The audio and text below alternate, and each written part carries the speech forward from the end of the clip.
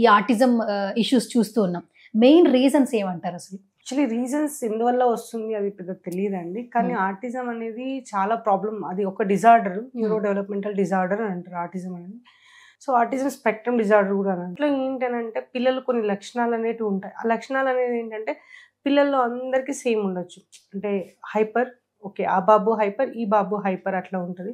So especially మనం ఏంటంటే 3 domains చూస్తాం. ఇక్కడ వీళ్ళు మెయిన్ డొమైన్స్ ఎక్కడ ల్యాక్ అవుతుందంటే first speech domain. Speech language and కమ్యూనికేషన్లో వాళ్ళకి చాలా ఇష్యూస్ ఉంటాయి. అంటే కమ్యూనికేట్ అవ్వలేరు. స్పీచ్ అండ్ లాంగ్వేజ్ కమ్యూనికేషన్లో ఇష్యూస్ ఉంటాయి. ఏ విధంగా ఉంటాయి అంటే ఇప్పుడు మదర్ని చూసి అమ్మ అనాలి, లేదా మమ్మీ అనాలి, లేకపోతే వాళ్ళ లాంగ్వేజ్లో అమ్మి, ఆయి అలా అనాలి. ఏ లాంగ్వేజ్లో ఉంటే ఆ లాంగ్వేజ్లో వాళ్ళు కమ్యూనికేట్ అవ్వాలి. సో మమ్మీని చూసి కూడా అమ్మ అనరు, నాన్న అనరు. అంటే ఏదైనా అర్థవంతంగా ఏదైతే మాటలు ఉంటాయో అవి మాట్లాడరు. అంటే మన స్పీచ్లో కూడా ఆ డొమైన్లో చాలా డిలే ఉంటుంది. మామూలుగా పిల్లలు మనం చూసినట్లయితే 12 నెలలు దాటింది, ఫస్ట్ బర్త్డే స్టార్ట్ అయింది అని అంటే ఫస్ట్ బర్త్డే దాటిన వెంటనే 13 or 14 monthsకి మమ్మీని చూసి మమ్మీ అనడం,